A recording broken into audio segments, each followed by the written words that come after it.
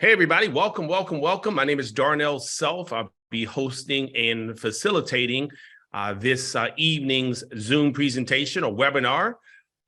The subject is estate planning. We make it easy to protect your family. And we're so excited that you all have decided to join us today. Thank the person who invited you to join this webinar. They thought enough about you to do so. We're certainly excited you're here to get this education on last will and testaments and estate planning. It says a lot about you that you're interested in estate planning, because really it's about your family, right? Some of us call it your love letter, your last love letter to the people who you care about and love most. So I'm going to step out of the way and introduce two buddies of mine who are seasoned lawyers and attorneys. They have decades of experience combined, and we certainly appreciate all that they've done. We've got millions of clients here with our company, and they have served so many of our what we call members or clients to help them out with their estate planning. We'll talk a little bit more about that at the end, but they have agreed to take time out of their busy schedules to share with you some free information. I know free and lawyer typically don't go together, but some education on empowering yourself. Like so many people say, well, I don't need a will, I'm too young, or I can't afford it. So we're going to take away all of those excuses or reasons. And I'm excited about taking notes today as well. So please feel free to take some notes on the education you'll receive today. So I'm going to turn it over to, again, two of our esteemed lawyers who I've had a chance to work with for a very long time. And I certainly appreciate not just what they do, but how they do it, and the people, the human beings that they are. Just, again, giving spirits to be here with us tonight. And so I'll turn it back over. I'm going to turn it over to you, Mike Fiffick and Wayne Hassey. Over to you all. Well, thanks, Darnell. It's a pleasure to be here. And good evening, everybody. Love when folks are checking in. Greetings to you on behalf of myself and also my compadre, Wayne Hassey, my good friend from the LegalShield provider law firm in Ohio. Say hi, Wayne. All right. Good evening, everyone. And yeah, it's just amazing as it got too fast for Darnell to read there, how many people were checking in. I just think it's a really exciting opportunity to share this education and training on this very important topic that I just think far too many folks procrastinate. So just great to be here. Mike, take it away. Yeah, I'm from Pennsylvania. Wayne's law firm is in Ohio. We're provider lawyers for LegalShield. And you've got some wonderful provider lawyers in various states. I know some folks checked in from Colorado, great provider firm there in Colorado with Riggs Abney, Ross and Matthews in Texas, Mike Reiling in Kansas, and Steve Lyle from the Lyle Law Firm in Arkansas, just to name a few. We have great colleagues all over the country, all of whom do wonderful estate planning. And that's what we're here to talk to you about tonight. Here's the agenda for our talk: why prioritize estate planning? Very important. What happens without a will? I think that'll really help you all realize how important it is to put a priority on getting your estate planning done. And then we're going to talk about what we would like to call no will nightmare situations. So real life situations. I guarantee one of these will be yours or somebody that you know that's close to you, and you'll have a better understanding of what happens and the nightmares that can happen whenever they don't have their estate planning done. So estate planning, I like to say, misunderstood and underappreciated. And Wayne, I think if I surveyed you and it was one question that says, what's the most important thing in your life? What do you think you would say? Well, it has to be your family. You know, you do so much for your family. Think about everything that you do, but then why not your estate plan, right, Mike? That's exactly right. Even though our family is the number one most important thing in our lives, what we say is oftentimes different than what we do, or in this case, what we don't do, which is get our estate planning done. And estate planning is all about taking care of your family. 2/3 of Americans, I guarantee you those 2/3 all agree that their family is the most important thing in their lives. 2/3 have not gotten their wills done. So that's a real contrast, right? Right. And when you think about that statistic, Mike, 2/3 of the American public are kind of setting up, I'm going to use a strong term here, a disaster for their family when they're gone. And it's just a shame. Yeah. So here are some reasons why I think some folks procrastinate a little bit. Although I'm going to put one in here, which is we all have a to-do list for our week, right? Dying is not on our to-do list. So we kind of don't prioritize it. But here are some reasons why, right? A lot of people say, well, I don't really need to have a plan if I don't have any money. Maybe you think that you don't have a lot of money, so there's no reason to plan. I'm here to tell you, if you have a little bit of money, you have even more reason to plan because you can ill afford the problems that arise by not doing planning, right? Here's another one. Myth. My spouse gets everything whenever I die. Guess what? Wrong. In many instances, I see Wayne shaking his head, right? That's a big no-no. There's so many assumptions out there. Absolutely. Or here's another myth. I don't have the money to pay an attorney for this. Now, you probably don't have enough money to pay Wayne to get your estate planning done because he's very expensive. But if you're a member of our community, our Legal Shield members community, guess what? You can afford Wayne and all of the great lawyers and all of our colleagues all across this country and take care of your family. It's very, very inexpensive. Well, because this is one of the things Legal Shield's about, right, Mike? It's an alternative ways and means to deliver legal services in a more affordable manner. And that's pretty unique out there. And it's just so important to what we do. Totally. I completely agree. So 5 reasons right off the top why you should prioritize your estate plan. Number 1, if you're a control freak, you want to retain control of your assets. And let's just all admit it out there. We're all control freaks, right? Your money, your rules. So that's one really good reason to get your will done is that you want to control what happens to it after you pass away. Wayne's going to say something prophetic here. Mike, what do they say? They say you can't take it with you, right? Granted, we cannot take it with us, but we also can lay plans that will help everyone that we know and love moving forward. Absolutely. So another reason, you don't know the law. You might think that you know the law, like if I die, my spouse gets it all. But guess what? You don't know the law. That's not what happens. So you're just basically banging around in the dark there, thinking that you know what's going to happen when you don't. Well, this goes back to all those myths and assumptions and, what your third cousin 3 times removed or whatever told you, or your uncle's milkman's postman told you about something. And I think there's a tendency to believe those things that you hear. And boy, that's dangerous. And then I'll tell you, with just the way the law is, Mike and I know this, the law is always changing, always evolving. It's a job for us lawyers to stay on top of the law. So you just can't think that you know the law. Right. Even Chat GPT doesn't know the law. So, Chat GPT hallucinates. That's what they call it, right? It makes stuff up because it's always going to give you an answer. Might be right, might be wrong. You know what? The best thing to do is, if you're in the Legal Shield community, you can pick up the phone, call one of your provider lawyers and get accurate information. So you don't have to guess. Number 3, how about if your health fails? Guess what? It's never expected. And if you have a sudden health emergency, guess what? You don't have a lot of time to sit down, think about what you want to do with your estate plan and get the will done. It can take a little bit of time to get all of that. And sometimes you just don't have the time or have the ability, right? Number 4, closely related, failing to plan when you can. So don't wait until you can't do it. Don't wait until you're just getting ready to go on vacation or somebody is gotten that terrible news from the doctor or some type of health event.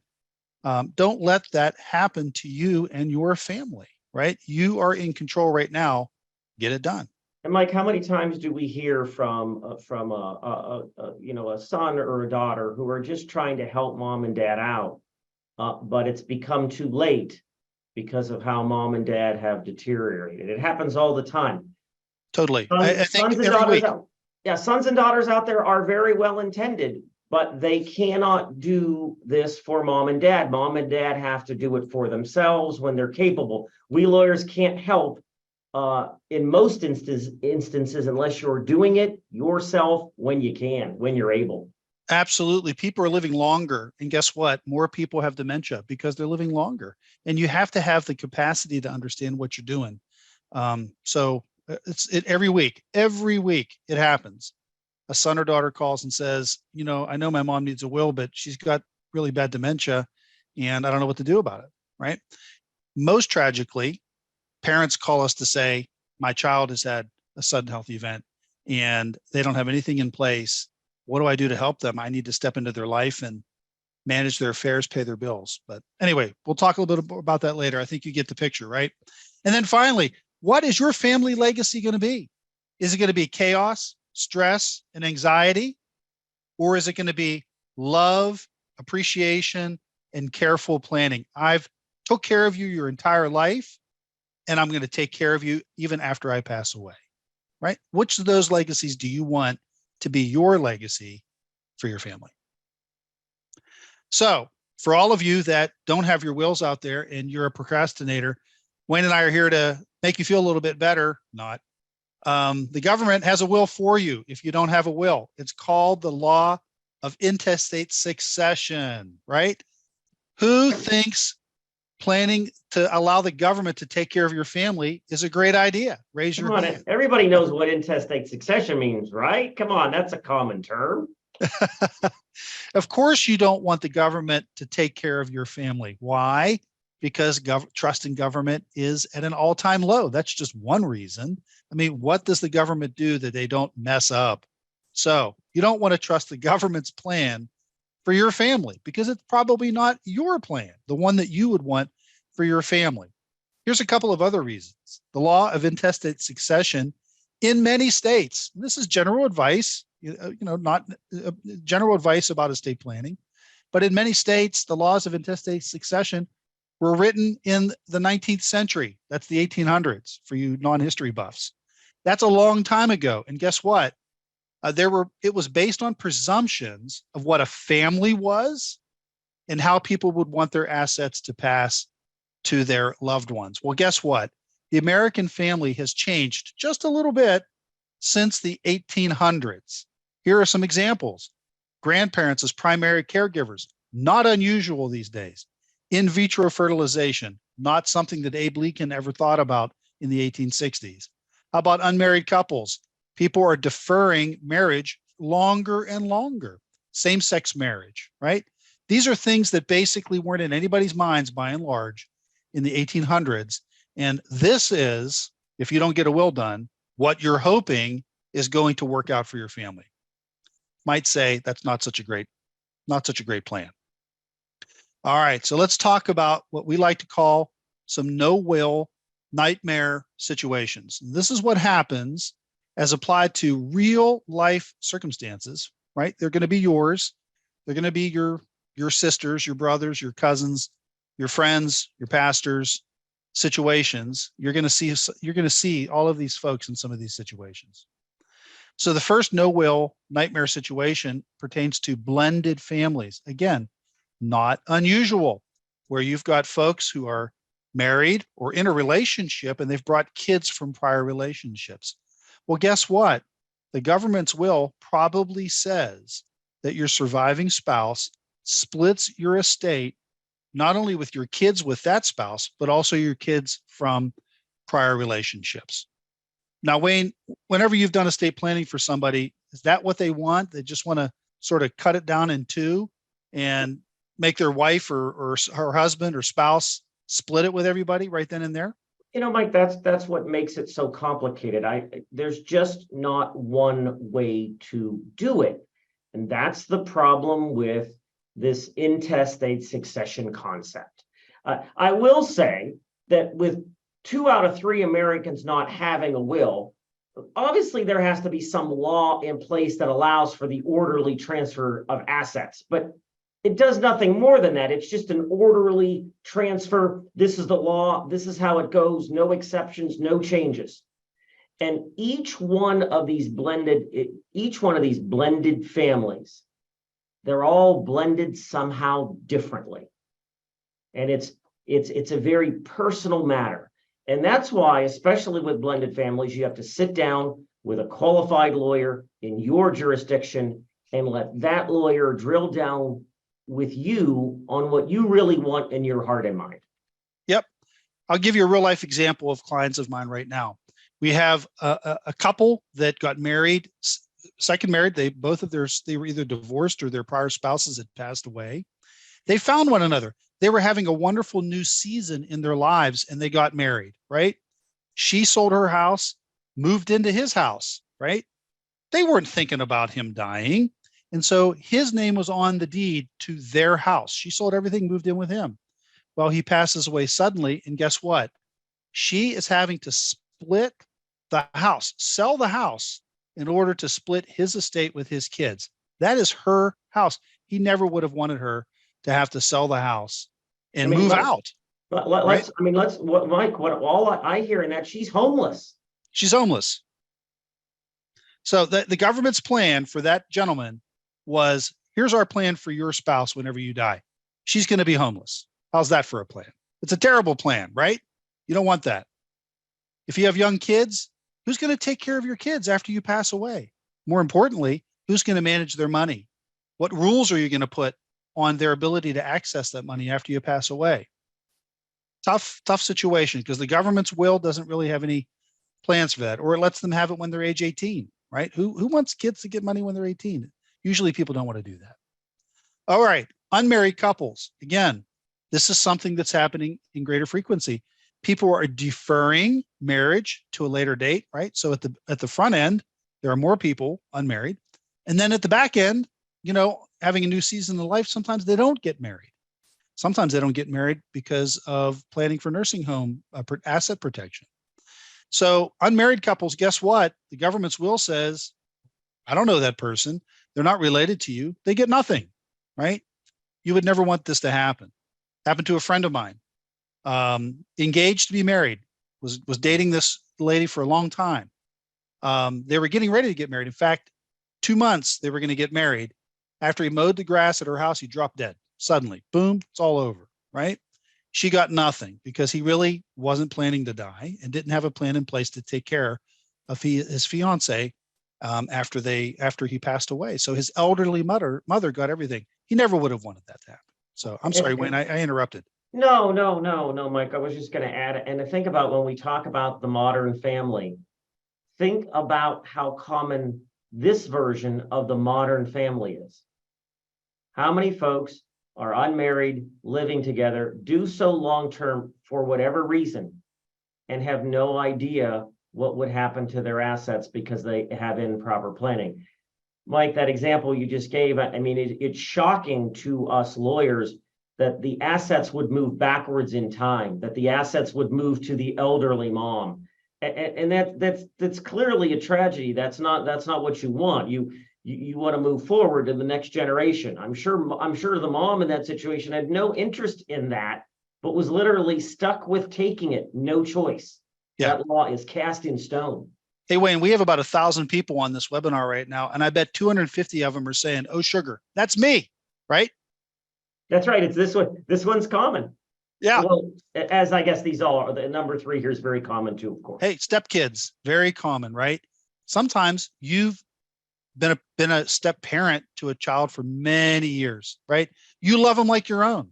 Not unusual for me to do planning where somebody says, I want to treat all of the kids, my kids and my stepkids, equally because I love them all, kind of a thing. Guess what? The government's will says, stepkids, those aren't your kids. They don't get anything. And so now you've got your stepkids after you pass away. There's no legacy for them, right? It's a terrible tragedy. Many people would say that's just not the way that I would want it to go. Single parents, right? If you remember one thing about this webinar, I always say, listen to this. Single parents got to get their stuff together, right? Think about these things. Who is going to manage the assets for your kids after you pass away, especially if they're under age 18? Do you want your ex doing that? Probably not, right? You're not going to trust them to do it. Who's going to care for your kids? Like, who's going to make their PB&Js? Who's going to tuck them in at night? Who's going to help them with their homework? Who's going to do those things? It is your right as a parent to make those decisions for your children. You are waiving that right whenever you don't get your will done and make those choices for your kids, right? You're waiving your right to do that. So do it for your kids. It is just so terribly important that you get these things taken care of in your life. Single, no kids. Again, lots of people in this category Many of them don't think that they need a will, probably because death is the furthest thing from their minds. But, it's lurking. I hate to be morose about it, but you're an auto accident away. Happened to a niece of mine who had a sudden auto accident. She was killed, right? The boyfriend that was driving the car walked away. She died. She was a passenger. Terrible tragedy. Left 3 children, 3 young children. You've got to have a will. Young people have assets too. That need to be administered, especially if you die in an accident. You have to have an estate administer that claim. So who's going to handle all of that? And again, what happens to, if you have kids, what happens to their assets? What happens to your kids? Younger people have a lot of what I refer to as digital assets, meaning assets that are controlled by a username and password. Maybe you have Cash App or Venmo or any of those things. They all have a tremendous amount of value locked up in them. Who's going to manage your digital life after you pass away, right? Do you want to be alive on your Facebook page forever and ever and ever? Or do you want to have some type of orderly closure of your social media presence, of your presence out there in the world? Or you just want to be some sort of static, the last picture from the margarita that you had somewhere be the thing that everybody remembers you by, or, the funny face that you made. So something definitely that young people need to be thinking about. So I've got a blog on my website. It's called The Mess You Leave Behind. These are real life stories of people who didn't have wills and what happened to their families, after you passed away. And I know Wayne likes some of my little stories here, my little quotes, right? I do. I have to say, I do adore these. Mike's a funny guy, and there is certainly some humor in here, but what's the saying? There is truth in humor. These are funny, but very, very serious at the same time. I think it's the I think it's the third one that I've always liked the most, Mike. I love the times we spent together playing games. I left you a final game to play. Find my assets. And that's, of course, a reference to the fact that so many people have accounts that are digital only, right? You don't get paper statements anymore. Right. And the reason why, again, lawyers find things funny that they probably shouldn't, right? I mean, right. We see so much and we have to find some maybe humor in it, but this is extraordinarily complicated. When you leave your assets strewn in many different places and your loved ones do not know, and those loved ones cannot figure that out, where do they turn? Well, they have to turn to an attorney to do an intestate succession probate and sort all of that out. And that takes time, effort, and money, all wasted if you had just played a better game, and that is sort out your assets while you still can. Totally. So I invite you to take a look at these stories in there. I think you'll, again, find some things that will hit home. So what does a will do exactly? Let's talk a little bit about that. Very basically, it directs the distribution of your assets, right? It's who gets what and when, or who gets theirs and how much, kind of a thing. You can appoint somebody that you trust to manage your estate. That person is often called an executor. That's the traffic cop after you pass away, the person who executes the plan that you have set. You can appoint somebody to care for your kids. Very important. Again, who's going to do the PB&Js and homework and tuck them in at night and make sure that they clean behind their ears. It places age restrictions on your kids' ability to access their money. This is sort of the control freak thing. If you think that kids at age 18 are too immature to receive a substantial amount of money, then you can have that money held in trust until they, reach a later age. Whatever it is that you want, you can put lots of controls on that money. You can have that money held to protect it from creditors of your kids, divorces, those types of things, where you can provide sort of a safety net or a bubble around that money to protect it, so that only your kids and your family can benefit from it. And Mike, here's where I'd like to interject what I think is a myth that surrounds the entire process about when we're asking ourselves right now, right, Mike, the question about what does a will do? And I hear a lot that folks will say, well, a will avoids probate. Well, no, that's a myth. What a will does is it guarantees probate. It just guarantees a better version of probate, one that follows your roadmap and your wishes and your desires on what happens to, well, look at these bullet points that Mike has up here on the screen. So don't be tricked by that, because I think I hear a lot, Mike, that probate is some evil process that's very expensive and very ugly and time consuming, and that it's just going to take all of your money. No, actually, it's going to do all these wonderful things for you if you plan appropriately for it. You do that through a will. Absolutely. It's like getting a box that's a model. You get a model airplane, right? And the process of putting it together is likened to probate, right? It's a whole lot easier to put it together whenever you have a set of instructions. That's called the will. When you try to put the model airplane together with no instructions, guess what? You're going to probably screw it up, and it's very difficult, and it's going to take a long time. So you don't want to do that, right? It won't be pretty. And it won't be pretty. Absolutely. Okay. As important as it is to understand what a will does, it's also important to understand what a will doesn't do. A will controls assets that are titled in your own name. Okay.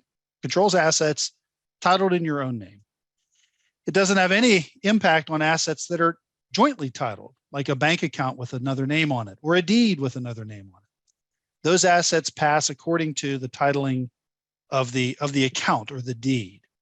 Same thing with accounts that have some type of pay on death designation, usually through a beneficiary form, like an IRA or a 401k, 403b, life insurance, annuities.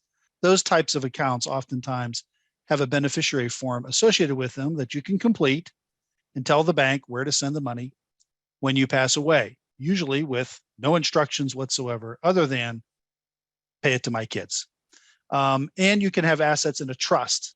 In some states, having a revocable trust, sometimes called a living trust, is a very popular estate planning tool to pass assets from you to your loved ones. Now, Mike, I'll jump here and say I also see maybe another potential myth here. I think much is written or said that these examples that Mike has stated here are automatic, perfect, guaranteed substitutes for not having that will. And I will just say that generally, I disagree with that conclusion. All of those tools, designated beneficiaries, jointly held assets, they're all wonderful tools, but you need to sit down, consider the entirety of your estate, and see how all these things should work together, instead of just guessing, well, I have jointly held assets, so everything's okay. That may not necessarily be the case. Totally.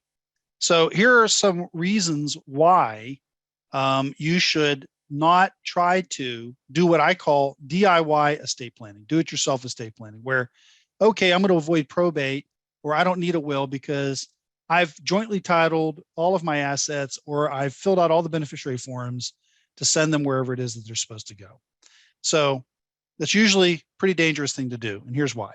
Number one, you don't know what you don't know. And so you may have messed something up. One wrong move can cost your family thousands of dollars, right? Whenever you have all of these things that you've done, this DIY estate plan where everything is done separately, right? It's like putting a bunch of people together in a choir. It only works well when they're all singing together and they're harmonizing. But if you put 3 people in a choir and they're not singing together, it sounds terrible. And so it's very easy, if you try to do all of these things, to create a choir where everybody's singing a different song at a different time. It's very easy. I see that happen all the time. Secondly, putting somebody else's name on an account or a deed has ramifications beyond where it goes when you die. It also has ramifications while you're alive. And that's the most important thing. Number one, you lose control of any asset that you put somebody else's name on with you. Just because you put a kid on your account doesn't mean that they have to do what you say or that you get to control it. Same thing with a deed. You put your kid's name on a deed, you want to go sell the property and you're crossways with your kid. They say, no, I'm not going to sign the deed. Too bad for you. You can't sell the house, right? It gets exposed to creditors, divorce, hidden taxes. So putting somebody's name on an asset, not the best idea in most instances. There are smarter, better ways to do that. Number 3, see this all the time. Beneficiary form boo-boos, right? People make them all the time. They leave it blank, partially completed. They're stale dated. Oh my God, I had a third kid since I, transferred that out. And my beneficiary form's divided between Jimmy and Jane. Forgot Susie. You leave the money to people who are under age 18. In most states, you can't do that. And that will necessitate a court proceeding to appoint a guardian to receive that money on behalf of your child. Very expensive, time consuming. Yeah, Mike, I'll just chime in and say, yeah, this Yeah, is please. just so common. I think, again, there's this perception, well, my insurance company or my bank or whomever sent me this form and I filled it out. And I think there's a perception that someone over at the insurance company is looking at it or reviewing it or cares about what you wrote on that form. And I can assure you they don't. There's no planning. There's no advocacy on their part for you. Whatever you scribbled down there, they'll put in a file and that's that. Totally. They just want to see that the line is filled out. You could write Tarzan on there and it's okay, line's filled out. That's okay. Check the box, right? So you can check both boxes when you're only supposed to check one. They'll still take it. And then what does that mean? Totally. Hey, happens all the time. Yep. Number 4, special needs beneficiaries. If you have a child that is of special needs and they collect government benefits, SSI, if you leave them money, guess what? You're probably going to disqualify them from continuing to receive those benefits until they spend it down. And then they have to reapply. You don't want that to happen. There are ways of leaving that money to your child so they can benefit from it without impacting their eligibility for benefits. So families of children with special needs, you should be looking for them all day long because they are 100% absolutely need to get some planning done. And then, of course, second marriages. Yeah. Think about how these DIY estate planning pitfalls affect potential Medicaid planning. Yes, absolutely. I mean, again, if you're maybe getting up there in years, or if maybe you're a well-intended son or daughter kind of looking out for mom and dad, and you think you can maybe solve a problem with regard to maybe their long-term needs themselves, you might really mess that up. Totally. So I think we've covered the children with special needs. You don't want to render them ineligible for benefits, but second marriages bear a special moment, right? If you don't get your planning done, or if you just leave everything to your spouse, the survivor gets to make all of the decisions about your assets, and you probably don't want that. And even if you 100% totally trust your spouse to take care of your kids when he or she passes away, you have to, what Wayne and I know is, that sounds like a great plan, but sometimes your surviving spouse isn't making the decisions about where the money goes because they have dementia or they've lost capacity or they've transferred all the assets to their kids and there's nothing left to leave to your kids. All different kinds of things can happen. I know it sounds far-fetched, but believe us whenever we say it happens all the time. So second marriages, you definitely want to sit down and do some special planning. It's really kind of can be a tricky thing. You don't want to take a chance that the survivor is going to wreck, your plan. Bears some mentioning, again, I had mentioned this briefly, we all have digital assets and it has grown exponentially. Here are some examples of types of digital assets that we have. We don't think about these being part of our estate plan, but they really are, right? Because you've got such a huge footprint out there in the digital sphere, in the cloud, as they say, right?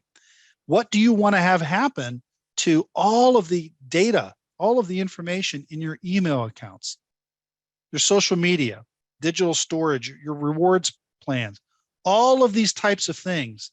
There may be things in there that you don't want people to see, you don't want people to know, you would prefer just to have deleted, whatever it is. And not for nefarious reasons, but for lots of different reasons.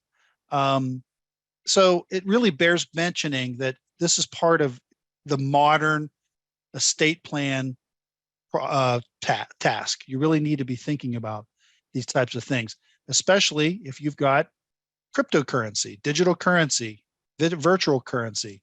The United States is going to be moving to a digital currency platform sooner rather than later, something that we all are going to have to be thinking about. So if you are a member of the LegalShield community, this is what we're going to be able to do for you as part of your membership.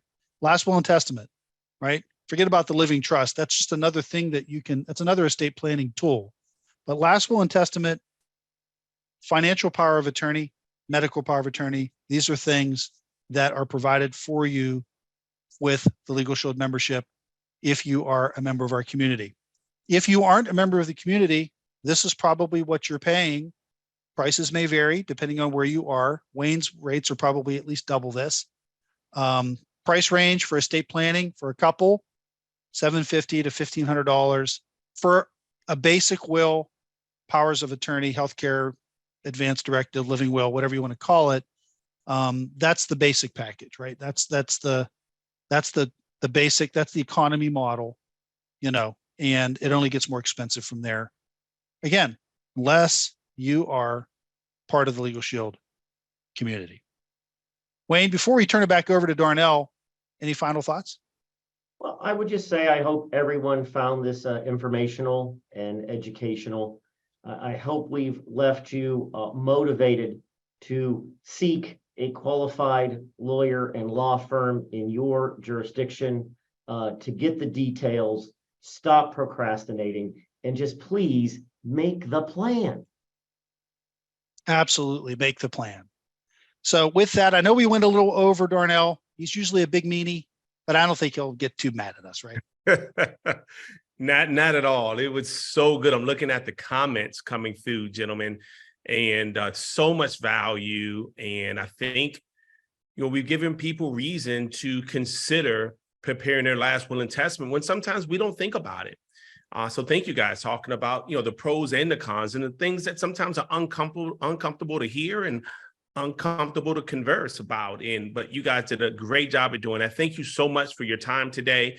Again, thank you for investing in our community. There are a lot of guests here, so not everyone here is a part of the LegalShield community, so they don't necessarily have access to you all the time. So this was great for them to get this information at no cost to them, just to get them to understand a little bit more about the importance of preparing their last will and testament. So again, thank you for your time, gentlemen.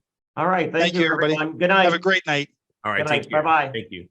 Hey, guys, stick around for 1 second. I'm going to share with you what you can do. I saw in the chat, there were a lot of questions like, hey, how does a revocable trust fit into your last will and testament? What's the difference between a trust and a will? What happens in this specific situation? So I know that we all have different dynamics with our family. We live in different places. So different states, different provinces in Canada. And so because of that, we decided not to do a Q&A, a question and answer session, because we'd be here for hours answering all the questions. But I've got something better for you than doing a Q&A tonight with both Wayne and Mike, because they're in Pennsylvania and Ohio. Well, some of you are in Canada. Some of you are in Hawaii or California. So you're in different jurisdictions. There's different laws. Like my parents lived in Virginia. So when they prepared their last will and testament, not common law state, it was slightly different than my wife and I prepared our last will and testament here in Maryland, where we live. And so because of that, we don't want to ask Wayne and Mike certain questions that may be different for you in your particular area. So I've got something better for you. If you've not prepared your last will and testament, give me just 2 minutes to talk about this. And by the way, let me also say this, because August, if you didn't know, is Make a Will Month. It's a national holiday here. Well, we call it a holiday, but it's National Make a Will Month, the month of August. So we're excited about that because we want to educate people on what you just heard. And so because of that, next Thursday, we're going to do this again with 2 additional attorneys. Do you believe that you can hear the same thing, but hear from a different voice and gain even more information? So next Thursday, this exact same time, this exact same URL that you put in, chatwiththepros.com, we're going to do it again. So come join us, get more information, invite some folks back who you love and who you care about. It's at no cost, but yet what you don't know can hurt you. And so it's up to us as great human beings to share the word. And they don't even have to become a LegalShield member. Now, we want you to. Why? Because you're going to have access to preparing your last will and testament instead of the $750 to $1,500 or more, depending on your state or province. It's $1 a day. You have access to preparing your last will and testament, you and your spouse, and we update it each year at no additional cost because you're part of this community. I love it. I wouldn't be without it. Let me share something with you real quickly, and I'm going to let you guys go. So if I went to my phone right now, my homepage with all my apps, and I hit my my LegalShield app, right? It's going to come up and it says my name, hi, Darnell, and I could put Access Legal because I have a small business plan too. It'll ask me, is this about small business or, my personal life? Well, I'm going to back out of that, and I'm just going to go request a consult, right? Request a consultation because I had questions, let's say, in the chat, and I'm like, I'm just wondering, should I be getting a trust? Should I be getting the last will and testament? How does this work with my life insurance? I just have questions that I want the lawyers to answer.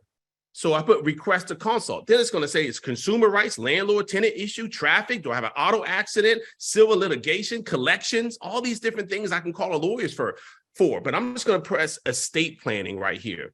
So I hit estate planning and it's going to say wills, living will, power of attorney, trust. I can select, right? So I select and I'm going to hit, so you see all the different things, will, power of attorney, trust. I'm just going to hit will.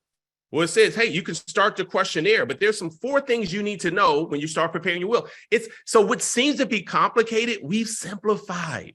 Isn't that awesome? So here's what you want when you talk, before you talk to lawyers, have these 4 things. So it actually walks you through that, simplify it all. And then the lawyers will say, look, based on your situation, you have a stepson, you have 2 kids, you're divorced. Here's what you need to do. So now you don't have to guess. You just walk through and bam, you got your will done. And we updated each year, no additional cost, for $1 a day, $29.95 a month. Let me share this with you real quickly, because I want you to get back with the person who invited you. If you see a value, and listen, not everything's for everybody, but bottom line is everybody should have access to their own last will and testament. So this is what our app looks like. Okay, so you can download that. The person who invited you to check this out will share with you a link. And yes, let's just be transparent. They get credit for anyone they refer to this. So who cares? You're getting the greatest value. You're not paying $750 for a will. So yes, they get credit for referring you. So support them, right? They thought enough about you to invite you here. So what happens with this app, it's $1 a day, about $29.95 a month. And yes, you get access to your will. We update it each year, no additional cost. But as you can see here, you have unlimited number of personal issues you can call a lawyer on. Hey, listen, we got a question. Can this mechanic really do this? Like, that's what I used it for. And they were like, well, based on the state in which you bought the truck, the make and model that you have, and the issue that you're having, if they keep the truck for 3 more days in that state with that make and model, with that issue, they actually have to give you a brand new truck under the limit law. I'm like, what? I would have never known that. So my point is, I use it all the time. They'll write letters, make phone calls. They help my son out. He's in graduate school in Pennsylvania. He's driving to Maryland, got a speeding ticket. So he just took a picture of the speeding ticket. The lawyer in Maryland called him, set him up with a lawyer in Pennsylvania. He's like, Dad, it was so cool. The lawyer met with the officer outside of court. I didn't have to go into the court because the lawyer talked to the officer. My points were dropped. My fine was reduced. I'm thinking, thank God for the points being dropped, because that caused our auto insurance to go up when you have points. So my point is, all these different things you have, and on top of the wheel, guys, 24-hour access 7 days a week in emergency situations. You're being questioned, detained, or arrested. We love that because 2 of our kids are out of the house in college, and they're great kids. If they could be at the right party, wrong crowd, wrong time. And I don't want them arguing back and forth with law enforcement, but I do want them to be able to say, excuse me, ma'am, sir, depending on who the officer is, I'd like to exercise my Miranda and talk to my lawyer, please, if I'm being questioned, detained, or arrested, respectfully. They know the script, guys. Your loved one should know it too. My point is, you have access to all of this, guys, for $1 a day. All right, I'm done. So get back with the person who invited you to check this out, and they'll share with you how you can take advantage of our LegalShield membership, become a part of the LegalShield community. You're going to love it. No stressing, no guessing. You don't have to worry about who to call. You just press a button like I just did and showed you, and you set up the consultation, talk to your lawyer, hang up, and there's no bill. What? So check it out. Get with the person if you have any questions, because there are some things like criminal matters, or if you stole a car, that falls under the discount. Okay. Pre-existing conditions fall under the discount. So get with the person, invite you to check this out today. And congratulations on preparing your last will and testament, protecting your assets, and taking care of the people who you love most. Don't forget, next Thursday, we'll be right back here. Well, I won't be right back here. I'll be a participant, but I won't be a panelist. I'll have one of my business partners who's amazing. Melissa Peters will be here with 2 additional attorneys helping out with this estate planning workshop. Take care, everybody. God bless you guys. Thanks for joining us. We pray that you got some immense value out of today's webinar. Take care, everybody.